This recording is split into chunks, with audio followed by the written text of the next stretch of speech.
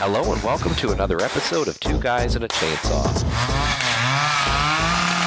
I'm Todd. And I'm Craig. Craig, we finally made it to this point. The movie you've been waiting for 5 years to do. I know, right? Are you sure you're ready to do it? No. Should we hold off on this just a little while longer? Maybe another 5 years or so. Yeah, I've seriously only been asking to do this movie since day one. I feel like now that we're doing it, this could spell the end for our podcast. I mean, I know. What other films are there for you to look forward to after this? I don't know. We'll see.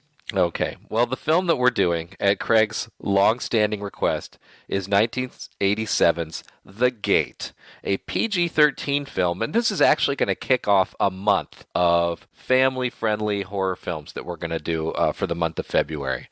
We've assembled 4 or 5 films that are PG-13, PG fair, that you could call horror films, but they're not the typical horror films that we do on this show, like bloody and slasher and stuff. These are the kind of movies that for one reason or another are kind of geared more towards families and kids. But it doesn't mean that they're not fun. And certainly this movie is one that you watched a lot as a kid. Am I right? It is. And we've talked about this. You know, we end up talking about a lot of the same stuff a lot of the time. But it seemed like when we were growing up in the 80s, there was more of a market for these types of horror movies that I don't know if they were intentionally geared towards young people. I believe that they were, but they were movies that both young people, I think, and adults could enjoy. And they were good kind of like gateway movies for young people to get into horror. And you still see some of them every once in a while, but I feel like not as much as we did when we were kids. And when you and I were talking about doing this month, I kind of, just did a little bit of quick internet research and found a nice long list of movies that are appropriate for younger people, but maybe still a little bit on the darker or scarier side. And really the stuff that has been most recent in that vein has been largely animated, which is cool. There are lots of cool animated movies out there. I think, and we may change our minds, so don't hold us to this. I think that we've kind of decided to make that its own genre, maybe theme month at some point. Yeah. And we're kind of sticking with live action stuff for now, not because we don't like the animated stuff, but there's so much good stuff that we're going to have to break it up into a couple of different chunks. But this is one that I watched a lot when I was a kid. Those of you who've been listening to the podcast for a while know that we've talked about some other movies that I was fond of. Some of them we're familiar with from your childhood too. I would say that this movie kind of falls in the same category as Troll, which is another one of my childhood favorites, and kind of even maybe Poltergeist. It's that type of fare, I would say. But I always liked this one. This is one that, for whatever reason, I didn't have on VHS when I was a kid, but it got played on cable television a lot, and I would always get really excited. Wait, you didn't have like a VHS tape of this at your house? I don't remember having one. I think that this just was one of those ones that I would catch on cable, but I was always really excited to catch it. Okay. Well, fair enough. I didn't realize it played that much on cable. This movie, for me, I always remember the video cover in the video store. Yeah. And it looked to me like a super scary movie when I was a kid because it's got the gate and it has these demon claws coming out of the words like the words are a hole in the ground. And when I read the back cover, it talks about opening up a gate to hell and all this stuff. I didn't for one second think that this was I guess I could have looked at the rating, but I didn't for one second think this was going to be PG-13 kid-oriented fare. Right. When I saw this on the shelves. And so I actually never watched it until a few years ago when I was doing Actually, I think it was your suggestion. Before we did this podcast, I used to do every Halloween, I would try to watch a horror movie a day and write a little bit of something about each one and post it online. And I think The Gate was one that I put on that list at your encouragement. And I watched it and I thought, oh gosh, this movie isn't at all like when I was a kid and I saw that cover there in the video store, what I was expecting it to be. But I was pleasantly surprised at how cool it was, and I was a little jealous that you got to experience it as a kid, and I somehow got through my whole childhood without this becoming what would have been probably for me a favorite, that we would have watched a lot, I think, if we had had it on Yeah. hand. Well, sitting down and watching it from start to finish again now, it's not perfect by any stretch of the imagination, but I can still definitely see why I was so fond of it as a kid. There are a lot of good things going on here. I think something that I maybe didn't even realize until I was sitting down and really thinking about it. One of the reasons that maybe that I liked it was kind of the same reason that I liked movies like Stand By Me and The Monster Squad and The Goonies, in that the focus is all on young people. Like, there really virtually are no adults in this movie. I Yeah. mean, the parents of our main characters are on screen for maybe a couple of minutes for the whole thing, and that's it. The rest of the time, it's completely focused on the young cast, and that's fun. And I think that's fun when you're a kid to be able to kind of, I don't know, put yourself in this situation, or at least be able to relate to young people and how we potentially might process and deal with things. And of course, it's PG-13. Everything works out in the end. So, like, Yeah. you would want to think that you could be as self-sufficient as these kids and conquer the demons and close the gate of hell and all that kind of Right. stuff. with the liner notes from a vinyl record, right? Right. Exactly. Oh man, it's true. These movies really play into that fantasy that we had as a kids, and for one, I maybe that's why I just there's a part of me that kind of misses that aspect of my childhood, that state of mind that I was in, where I would see these stories and I would think, yeah, I could do that. I would read the Hardy Boys all the time, and Yeah. every Hardy Boy book I read, I'd come out of that thinking, yeah, I'm a detective too, right? And I had a little detective kit, and I imagined myself going around dusting for fingerprints everywhere and figuring things out, Encyclopedia Brown, and Yep. and all these movies just fed into that fantasy that I think as an adult I'm a lot more realistic, and it's not like I read a detective novel now and think that I can be a detective, Right. So there's a place for these kind of movies, and it's nice to have these kind of films for kids to be able to live out those kind of fantasies, and it's empowering, right? Yeah, I think so. I mean, it's just it's a pretty simple little movie. I mean, the cast is not, it's very small, first of all, which I appreciate because it's easy to keep track of people. Cast is led by Stephen Dorff in his first film. He's really young. I don't know, I would guess like 8 maybe in this movie. uh, but I'm bad at pegging kids ages, so I don't know. He's tiny. Anyway, he plays Glenn, and he has an older sister named Al, but she's coming into her teen years, so she would prefer to be called Alexandra. But she's played by an actress named Krista Denton, who has done some other TV and stuff, nothing that I really remembered her from. And Glenn has a best friend named Terry, who's kind of an oddball, listens to like death metal kind of kid. Terry has lost his mom, and we never see his dad, but we do get one glimpse into their home, and like it just doesn't seem like they're coping with the loss of their mother very well. Hmm. Like, the home is a big wreck, and Terry's been gone all night long, but he just finds a note from his dad that's like, away on business, see you later. Like, okay, Yeah. dad, thanks for the heads up. And those really are the central characters, and then Al has several teenage friends who pop in and out, but they're of little consequence. Another reason, of course, that I am so fond of this movie is because it's perfectly 80s. I mean, it opens with this great synth score over the opening credits, and then you just get this wide pan shot of like perfect suburbia, Yeah.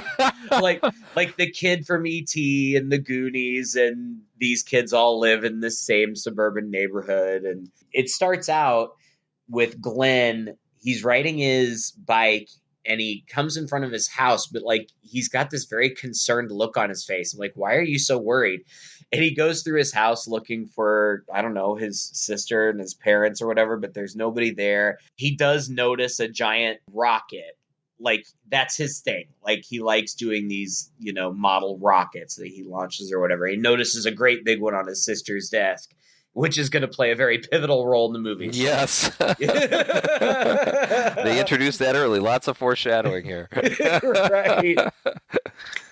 But he ends up going out into his backyard, and there's this big old tree and this old tree house, and he climbs up into it, but the tree gets struck by lightning, at which point he wakes up and realizes it's a dream. But when he goes and looks out his window, he sees that, in fact, for whatever reason, whether it was really struck by lightning or whatever, the tree really has fallen over, and the parents have hired some people to come and take this tree out.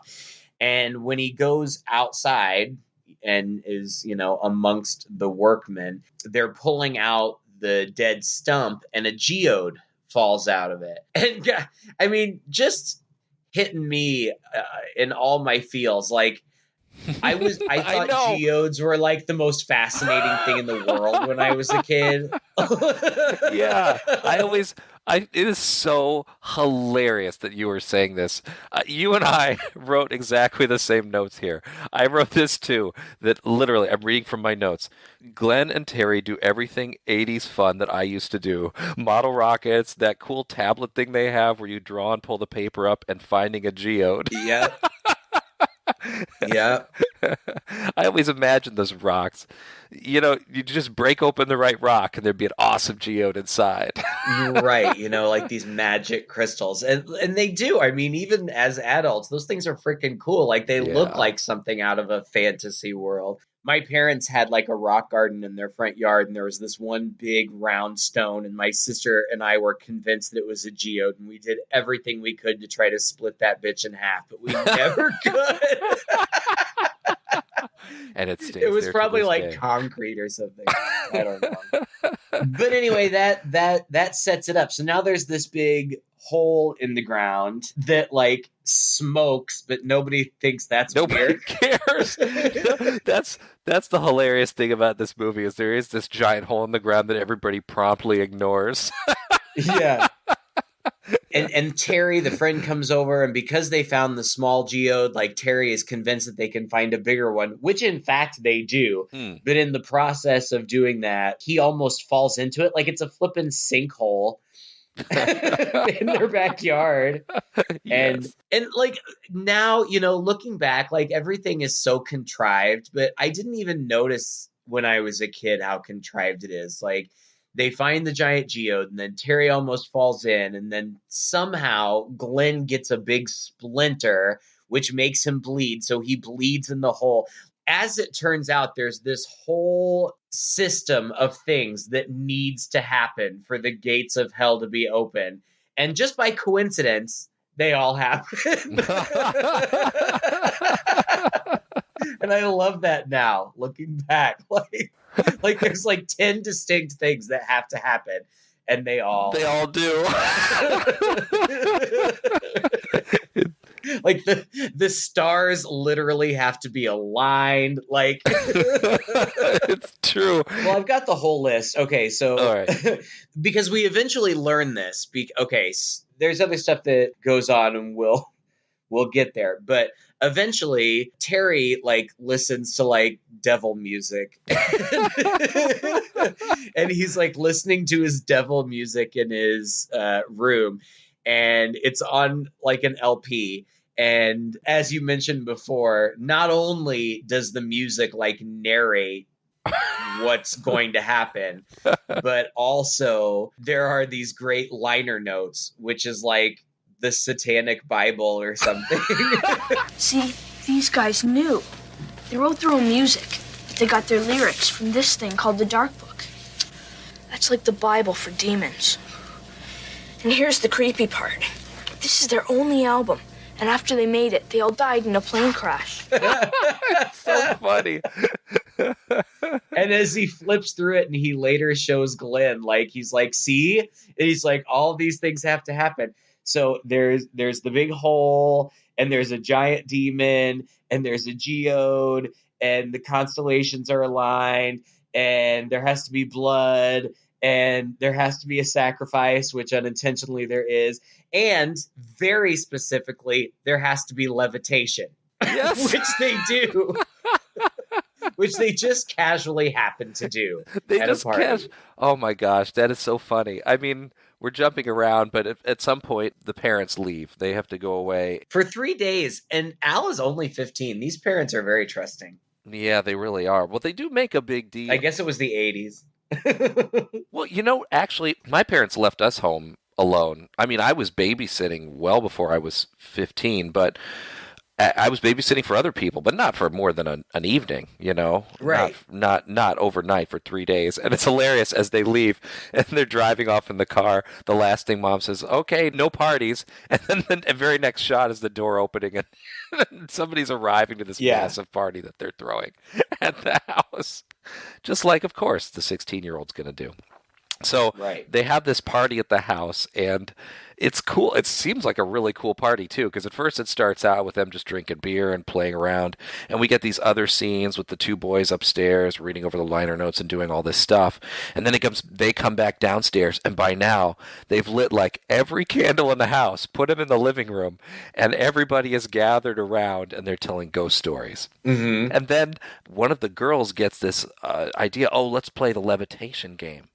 And they grab Glenn and make him a participant, and they're all kind of holding him while she starts, she's like speaking some words, is that right? And I don't even remember. Not really. I mean, like they try to do one of the teenage boys and they can't do it. And this one girl, like, she's so weird. Like, I don't know where she came from, but she's like just this weirdo who's like, let's levitate.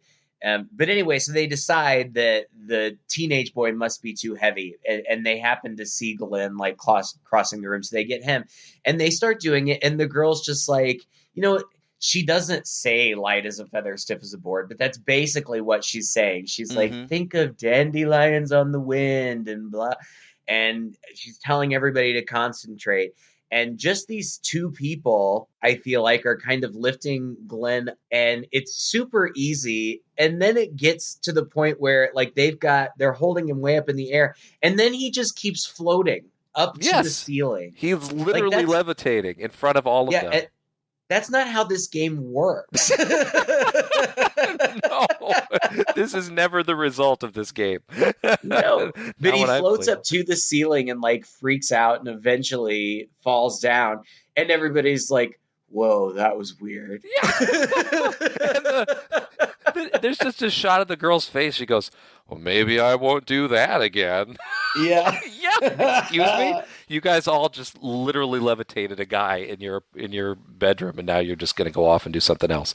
It's so nonchalant, right? But anyway, it happens, and it's required for their ceremony, right? For that to have happened, I guess. Yeah, I mean, that's one of the things. I mean, we see it in the liner notes. I mean, they show us like devil worshippers like levitating somebody, so that's one of the things that has to happen, so it does. And little things are going on, like the moths outside are behaving strangely, and gosh, Terry gets all the info he needs to know from his devil music about these old gods that ruled the earth but were banished, but someday they're going to come back. And something about opening the dark gate. Yeah. There's all these little things that really seem insignificant but come up later, so I feel like I should mention them. Like Glenn gets mad after the whole levitation thing, so he digs this gift out from under his bed that was going to be for his sister, and it's like this automated rocket launcher, so you don't have to actually light things. And like he just looks at it and throws it behind the bed. Totally a throwaway, but important later, so mentioning it. Eventually, they're just like Terry and Glenn are standing out by the hole, and Terry's like, "I know what your problem is," and Glenn's like, "What?" And Terry's like, "You got demons."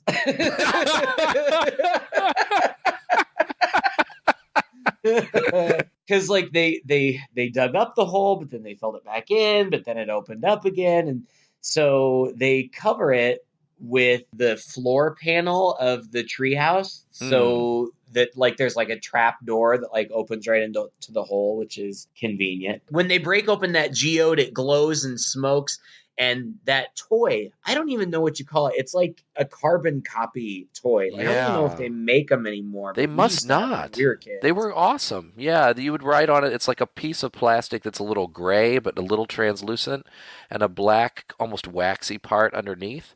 And when you would press on the top gray part with a pen, or, it's not a pen that marks, but just something, or scratch on Yeah. it, you would press against that black, waxy part. And anyway, you could draw on it.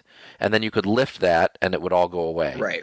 My God, I'd forgotten all about those until I I watched had this movie two. again. But when the geode breaks open and smokes and glows and all that stuff, they notice that it's left weird symbols on that toy. And so they're like, oh, that's weird. And then, just like in any other horror movie, they're like, well, let's read it out loud. So they do. And apparently, that's the incantation that brings things back. And I guess the first kind of scary thing that happens is Terry's spending the night and he wakes up in the middle of the night to go pee. And when he comes out, he's standing on the landing, but he sees the front door open. And, like, in this ethereal, smoky light, this woman, who is apparently his mother, hums into the room and calls to him. And he goes down and he's like hugging her and she's talking to him. And they're not dancing, but that's almost what it looks like. They're hugging and like spinning in a circle. But when Glenn and Al come out and see him, they're like, what are you doing? And he opens his eyes and he's actually hugging their dog, Angus, which is now dead. Poor old Angus. That's a 1-2 right there. Poor kids. Poor old 97-year-old Angus. And then somehow one of the boys at the party, it's the boyfriend, right, of the girl, Allie's boyfriend. It's the guy. It's the guy that Al's interested in. He ends up being tasked with actually getting rid of this dog. He's got the dog wrapped up in something and puts it in his car and starts to drive to the vet to dispose of it properly, but the vet is closed. He says no vacancies or something. Like there was a sign on the door that said, sorry, we're not accepting any more dead animals now. We're completely filled up. So it was just closed. Quit being dramatic. All right. So he's driving around, and then he comes back to the house when he looks over the fence at the back and sees the hole and thinks, oh, this would be the perfect place to. So he ends up chucking the dog in the hole. A sacrifice, right? Mm-hmm. Okay, because it requires a sacrifice. Yep, that becomes the sacrifice. Coincidentally, he throws the dead dog in there, and so that's the sacrifice, which I guess, is just one more of those things that needs to happen. At some point, Terry talks about like how you can banish them if they do get out, and it has to do with like energy that's derived from pure love and light, or something wishy-washy like that. I don't know. Is that what he gets by playing the record backwards? Oh, I don't. Yes, that's right. No, it's an incantation. Yeah. What's this? It's the album. Backwards. It tells you how to close the gate. Again, it hits all the 80s feels of the backward masking. Not just the devil music, but also the backward messages in these LPs that kids today will never even comprehend was a thing. No. You can't play your MP3s backwards, I'm afraid. No. Yeah, gosh, I had a little like Fisher-Price record player. I don't recall ever trying to spin my records backwards. Thank goodness. I was worried about it. Probably would have been bad for them. Yeah. But anyway, okay, so it's nighttime again, and the Al's annoying friends, the Lee sisters, show up for a slumber party, and there's funny little stuff like Glenn and the sisters are always like snipping at each other, and at one point he says to her, suck my nose till my head caves in, which I thought was one of the funniest things I've heard in a really long time. But we also see a menacing shadow in the stairway. We don't know what that is. And even though Glenn had unplugged the bug zapper, now all of a sudden it's zapping again outside his window. And then there are thousands of moths on his window, and they break through the window. And so he goes and gets his sister. They go to try to wake up Terry, who's also spending the night, but it ends up being the dead dog in the bed again. Uh-huh. And this is when things just start getting really crazy. I want to pause and say, however, that dead dog prop was disturbingly realistic, and I did not enjoy it.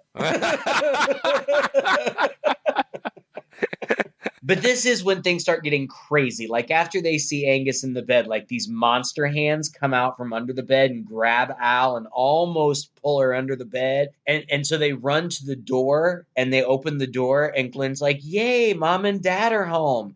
And he runs and he hugs the dad. But the dad like grabs him by the throat and is like, you've been bad. And then this stuff was scary to me when I was a kid. Because, it's the parents are supposed to like save the day, but now it's not really them, obviously. Yeah. Glenn like reaches up for his dad's face and like his hands like go all like in the mushy face and like the face collapses and his head falls off. Mm-hmm. And the mom's just like cackling in the background. That's scary. It is. It's probably the grossest thing in the movie. I mean, that might have been what gave it the PG-13. The ooze and stuff is all green that comes out, but if it were red, it would definitely have been more in our territory. It was gross. And they go back inside, and I guess Terry had told some story earlier about a construction worker having been sealed up in Glenn's house. That's true. He does. So he had told Glenn this story about when Glenn's house was being built, a construction worker had died, and I guess they just sealed him up in the wall. I feel like that story went around a lot. Yeah. But that doesn't really come up till later. What comes up now is one of my favorites. They go for some reason to check the backyard, I guess, because Terry says, oh, it's the gate or whatever. And Al goes outside and everybody else starts screaming at her to come back in, and she doesn't realize why, but it's because there's all these little demons. They call them minions down by her ankles, so she doesn't see them. But she runs back inside. And really, those little demons are the thing that I always remember most about this movie, because they're tiny, but they're so spooky. And I didn't even know until I was an adult that they made that effect with guys in rubber suits and just shooting it in forced perspective and with oversized sets and stuff. It's really amazing. Actually, it's a combination of that and stop motion, right? It's some parts it's stop motion. Yeah. Most of the time it's those guys. And you can kind of tell just because the movements are much more realistic than stop motion used to be. But darn it, like it's done so well. The acting, I think, of the people in these costumes, as well as that forced perspective, and when they cut it between stop motion and that, you can hardly tell when it's people in suits and when it's not, and it just makes the whole effect really, really work. Like, it's extremely impressive special effects for these little creatures, especially for the time. Yeah, this has been released on Blu-ray. I've never seen the Blu-ray release. I watched it for free online, so I have no idea, the quality that I saw. But the one that I saw, I mean, there are times where you can kind of tell that it's an effect just based on the way the lighting kind of looks. Mm-hmm. But nonetheless, it's a good effect. And just these little, they're small, but they're also really menacing, and especially in numbers, frightening. And they look like little bodybuilders with, no neck and like these pointy faces. They're creepy. They're like action figures. They're almost like little He-Man kind of bodies, right? Yeah. Stocky, overly muscular, moving around, no neck. But yeah, definitely real. I thought very realistic. When I think of this movie, that's the first thing that I think of. And I know years and years ago, maybe even before we started doing this, I came across some behind the scenes pictures of the guys in the suits on the overly large sets that I had never seen before.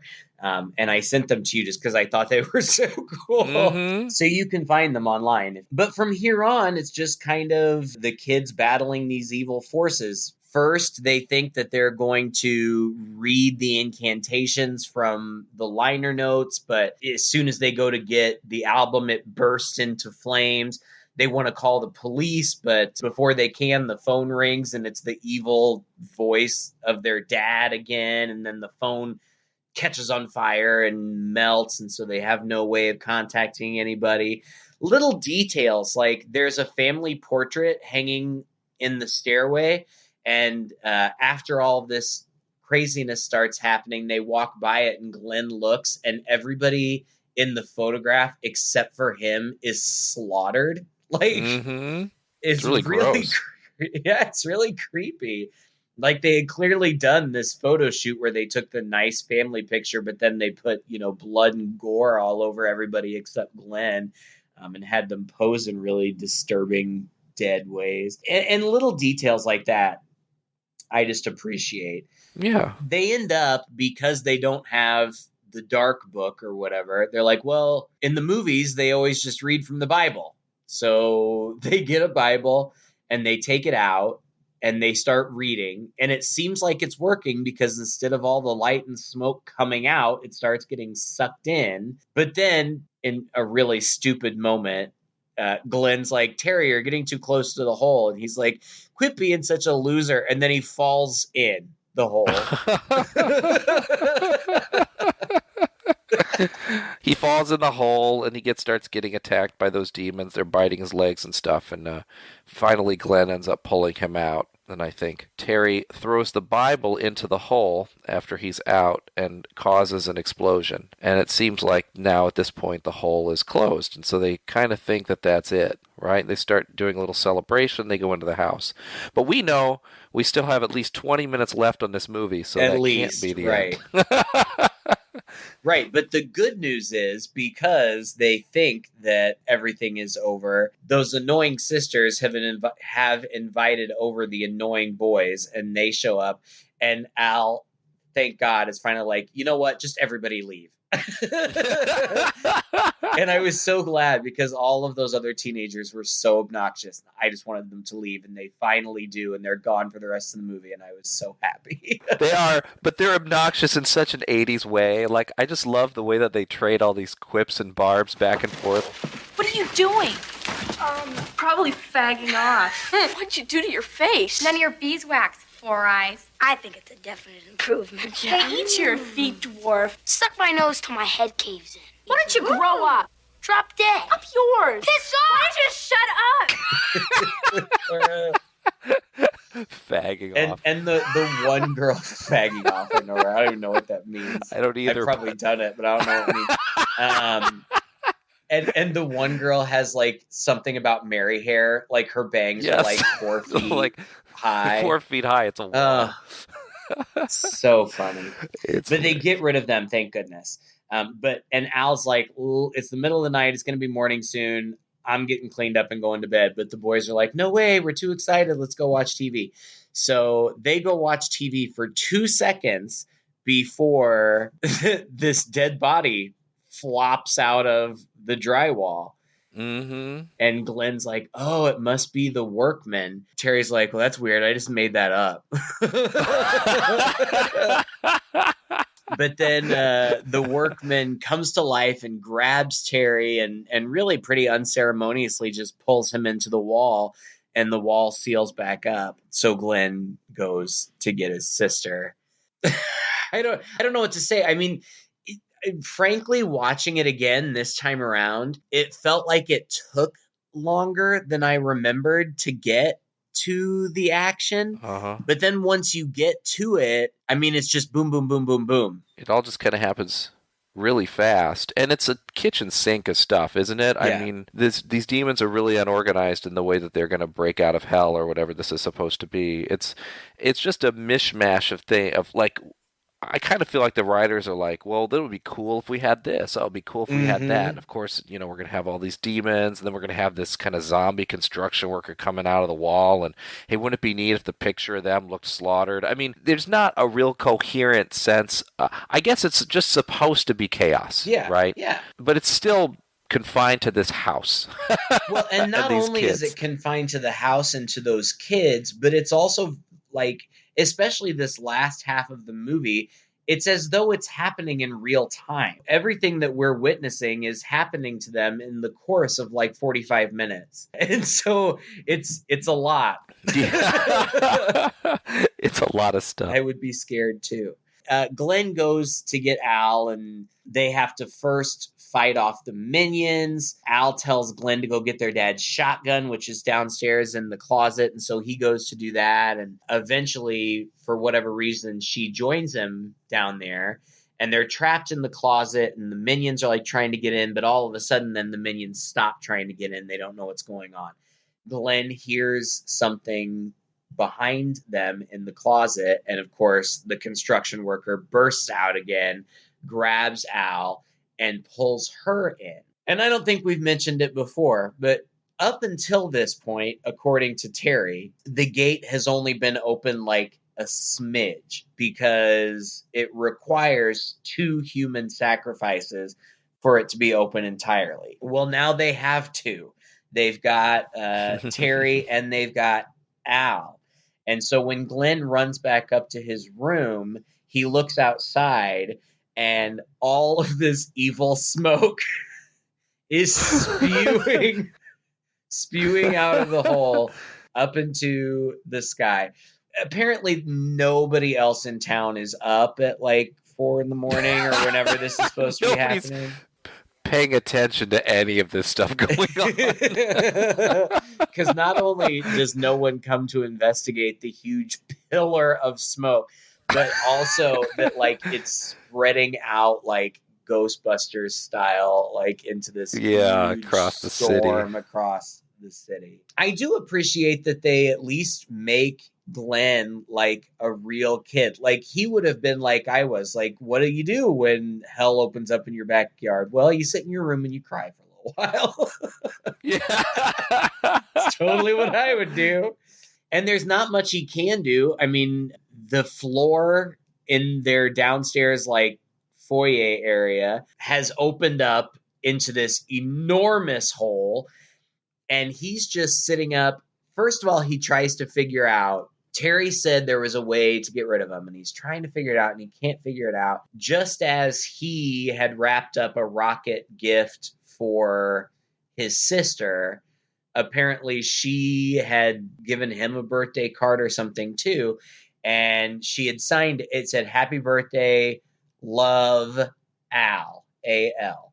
And so that reminds him that the demon can be destroyed with love and light. And I guess he thinks that his sister gave him this huge rocket and they love each other or something. And so he's going to use this rocket to kill the demon. Well, so he's trying to get it set up. And that's when the big, enormous demon that we've seen in the illustrations in the book finally emerges from the big hole in the living room. And I don't know, I didn't read much about this. I don't know if you did. I'm assuming that that was all stop motion. It must be, yeah. It kind of looked like it. There might have been shots that weren't. Like maybe they did the same thing in reverse, that they did with the little ones, but Yeah. it looked good. I thought it looked Yeah. really good. Yeah, it's scary.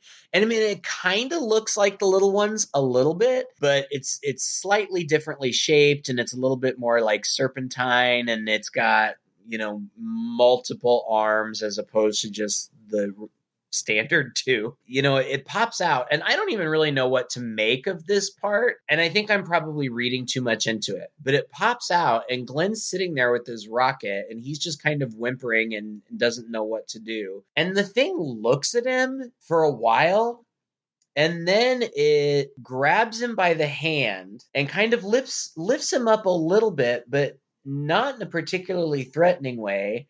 And then it like caresses his head and then just puts him Yeah. back down and goes Yeah. away. What was that all about? I don't know. Why? What Is would, is it because I guess maybe in some way Glenn is responsible for freeing it? And I was also trying to connect that to why in the photograph, when the whole family is slaughtered, it's everybody except Glenn. Why? I don't know. But when it drops him, he crawls back into his room and he opens his hand, and there's, again, just a hodgepodge of things. But there's an eyeball in the palm of his hand. straight out of a Twilight Zone episode, I think, right? I don't know. I definitely, it was familiar, but I couldn't remember if I was just thinking of this or if I was connecting it to something else. Yeah, that's why I say it's just a hodgepodge of things, right? I mean, is there supposed to be something symbolic about all this? If there is, it went right over my head. But again, when I was watching this, I was a kid. And so I wasn't trying to Yeah. put big picture things together. Like that was just Mhm. scary. You're like, Yeah. there's an eyeball in his hand. Ah. Right. And so Yeah. he crawls around and he gets a piece of the broken glass from the window and he stabs the eyeball out, and everything just happens so quickly. He couldn't get the rocket lit before because with all of the chaos going around, it was too windy. He was trying to light matches and stuff. He couldn't get them lit. But then he remembers from earlier in the movie that he has that launcher that he had thrown behind the bed. Mhm. So he crawls under and he gets it and he goes back out and he's trying to get it set up. He realizes there requires batteries. He starts taking the batteries out of the flashlight that he's been carrying around forever, and he loads it up, and it's like, I don't know, the big demon who has now been absent for a while senses danger. I don't know. And it comes I guess. bursting out really fast up through the hole again and is looking at him. And Glenn, so cute, he shouts, "Happy birthday, Al!" And he launches the rocket and it goes into the demon almost as though it's absorbed. It goes into its chest, but then the chest seals up again after. And the demon grabs Glenn and is dangling him by his leg for a minute. But then it's as though he starts to explode from the inside, and all these light rays start shooting out of him. And Glenn gets up and starts running for the door just as the whole house explodes. Yeah. And sends Glenn flipping through the air across the street. That was hilarious. Yeah. And still doesn't wake up the neighbors. No. Well, and that's what's great about it too. Because then everything, the sky clear. Oh no, wait. Another thing that I loved was all of a sudden it's the 4th of July. There are fireworks Yeah. in the sky. When the big demon explodes, a whole fireworks stand erupts out of it into the night sky and True. makes all the clouds go away. And Angus is alive. He jumps out of the front closet now. Everybody's okay. Angus comes out first, which I was happy about, and then Al and Terry both come out too, and they all hug and everything seems fine, except for that their house is completely destroyed. That wasn't fixed. That's a big problem, really. How are we going to explain this to Mom and Dad? Yeah. And then they all sit and giggle nonsensically on the front porch as the camera pans away. And that's the end of the movie. And I swear to God, talking about it and recapping it, it sounds so stupid. And I suppose from an objective perspective, in many ways it is. But I still find it charming.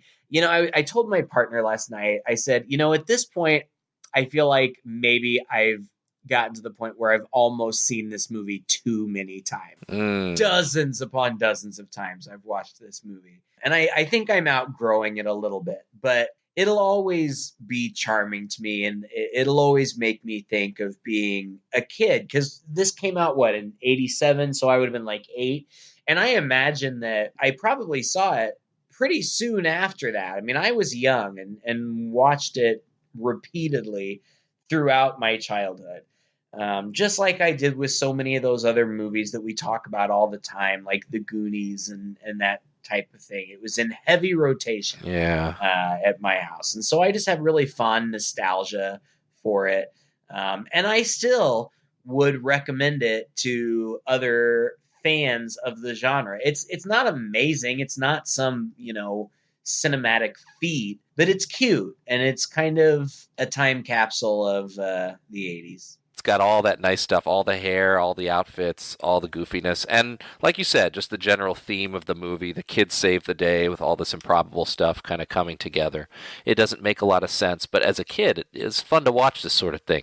It's kind of an adventure that takes place while the parents are away. Right. I agree with you. As an adult, it doesn't, especially if you've never seen it before, I think as an adult, it's probably not going to hold the same charm for you unless you're really pining for this kind of movie again, like us. But it's a great one to watch with your kids. There's no real gore in it, although there's some kind of gross moments. It pretty much earns its PG-13 rating, I think. Yeah. And the effects are just really nice.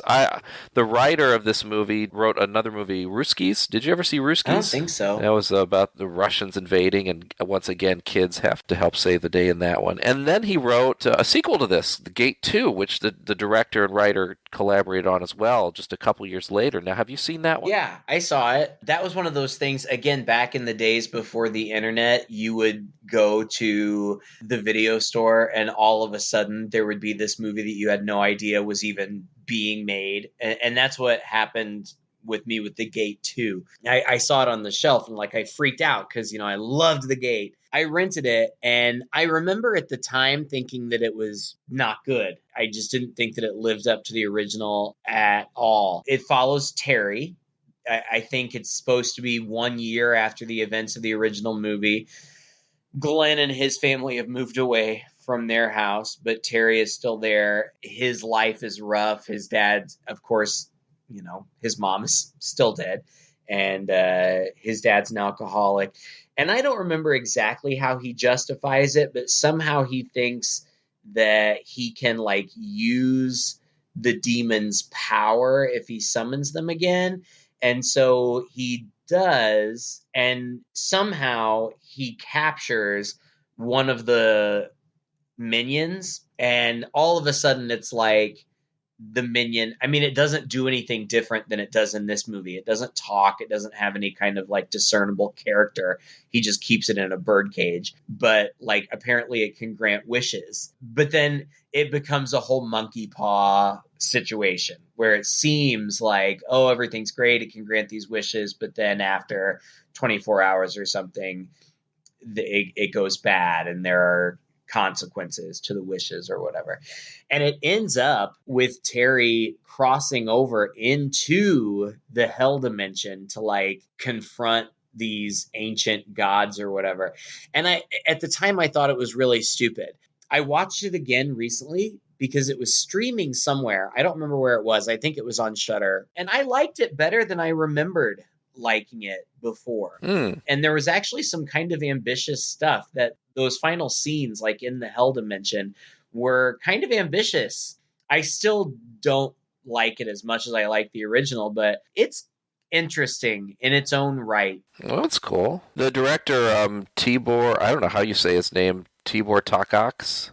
He's Hungarian. He's done a lot of television, mostly since this. Yeah. Sabrina the Teenage Witch and The Outer Limits, just a lot of random things. But a lot. It seems like, and he's still working quite a bit. Yeah, he's working now. He's got stuff in production, pre-production, filming right now, some Christmas movies. I guess there for a little while in the early aughts, he was doing some of those crazy TV movies about giant things like Mansquito and Mega Snake and ice spiders. Nice. Ice spiders. We should do ice spiders sometimes. That sounds awesome. We'll see.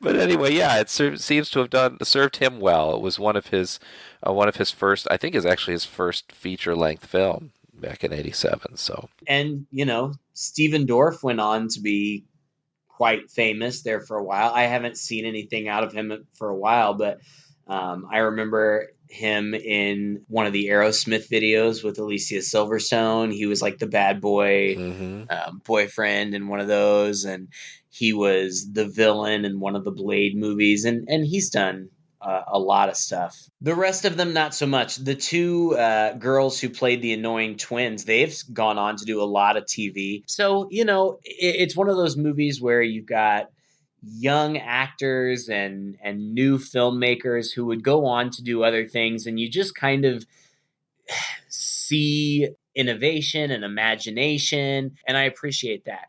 They've talked about remaking it forever, and I actually think this is a movie that would be good for a remake because it's so hodgepodgey. I feel like they wouldn't necessarily need to stick to the specific details of the original. They could explore different things. And of course, with new innovations and special effects, there's all kinds of things that they could do. It was announced that they were making a sequel back in the early aughts, back when 3D was regaining popularity, and it was going to be the Gate 3D, and it was supposed to come out in 2011. It's still listed as in production on IMDb, but I have a feeling that since a decade has passed since it was supposed to be released, I doubt it's moving forward very quickly at this point, but who knows? Maybe we'll see a remake someday. Yeah, maybe. Until then, you've got this to watch, and it's streaming on a number of different places. It's available online. It's not hard to find at all. And now, Craig, we have done The Gate. Finally. What is left? What is left to do? I don't know, but now you can relax that I'm not pestering you about it all the time. I'm glad that we were able to do this for you and to kick off this month of kid-oriented live-action horror movies. Yeah. Thank you for listening to this episode. If you enjoyed it, please share it with a friend. You can find us online. You can also find us on YouTube now. Go check out our YouTube channel. Subscribe there if you haven't already. That just helps us build our subscriber numbers a little bit, gives us a little bit more exposure, and maybe helps us to do a few more things there. Of course, if you search for Two Guys and a Chainsaw, you'll find our podcast and you'll find our website. You can leave us a comment anywhere you want. Let us know what you thought of this film and also request new films for us to do in the future. Until next time, I'm Todd. And I'm Craig. With Two Guys and a Chainsaw.